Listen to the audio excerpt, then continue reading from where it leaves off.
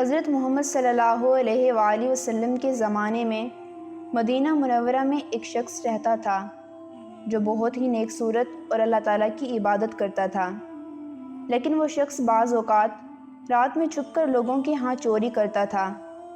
ایک رات وہ چوری کے لیے ایک دیوار پر چڑھ گیا، دیکھا کہ اس گھر میں بہت زیادہ مال و دولت ہے اور وہاں پر ایک نوجوان لڑکی کے علاوہ کوئی دوسرا بھی نہیں ہے۔ اپنے دل میں کہنے لگا، آج تو مجھے زیادہ خوش ہونا چاہیے، ایک تو یہ سارا قیمتی سامان مجھے مل جائے گا، دوسرا اس لڑکی سے لذت بھی حاصل کروں گا۔ اسی فکر میں تھا کہ اچانک غیبی بجلی اس کے دل میں چمکی، جس سے اس کی فکر روشن ہو گئی۔ غور و فکر میں ڈوب گیا اور سوچنے لگا، کیا ان تمام گناہوں کے بعد تجھے موت کا سامنا نہیں کرنا؟ کیا موت کے بعد اللہ تعالیٰ مجھ سے حساب نہیں لیں گے؟ کیا میں اس روز کے عذاب سے بھاگ سکتا ہوں؟ اس روز تمام حجت کے بعد خدا کے غضب میں گرفتار ہوں گا، ہمیشہ کے لیے آتش جہنم میں جلوں گا۔ یہ سب باتیں سوچ کر بہت زیادہ پریشان ہوا اور خالی ہاتھ ہی وہاں سے واپس چلا گیا۔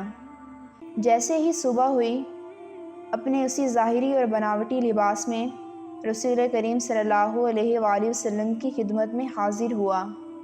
اچانک اس نے دیکھا کہ وہیں لڑکی جس کے گھر میں گزشتہ رات چوری کے لیے گیا تھا، رسول کریم صلی اللہ علیہ وآلہ وسلم کی خدمت میں حاضر ہوئی اور عرض کیا، میری ابھی تک شادی نہیں ہوئی ہے، میرے پاس بہت زیادہ مال و دولت ہے، میرا شادی کرنے کا ارادہ نہیں تھا، لیکن رات میں نے دیکھا کہ ایک چور میرے گھر میں آیا، اگرچہ وہ کچھ نہیں لے گیا، لیکن میں بہت زیادہ ڈر گئی ہوں، گھر میں تنہا رہنے کی ہمت نہیں رہ گئی ہے، اگر آپ مناسب سمجھیں تو میرے لیے کوئی شوہر تلاش کریں۔ حضور کریم صلی اللہ علیہ وآلہ وسلم نے اس چور کی طرف اشارہ کیا اور فرمایا، اگر تو چاہتی ہے تو ابھی اس کے ساتھ تیرا نکاح پڑھ دوں؟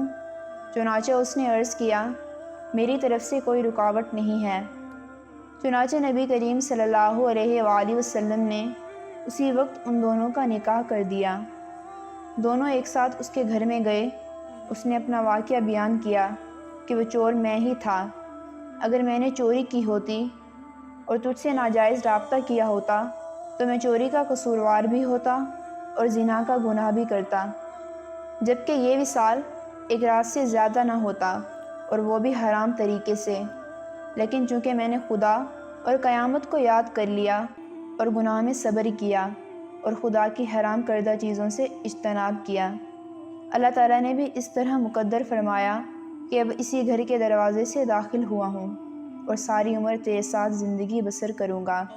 لہٰذا ہمیں اللہ تعالیٰ سے ڈرتے رہنا چاہیے اور کوئی برا کام نہیں کرنا چاہیے۔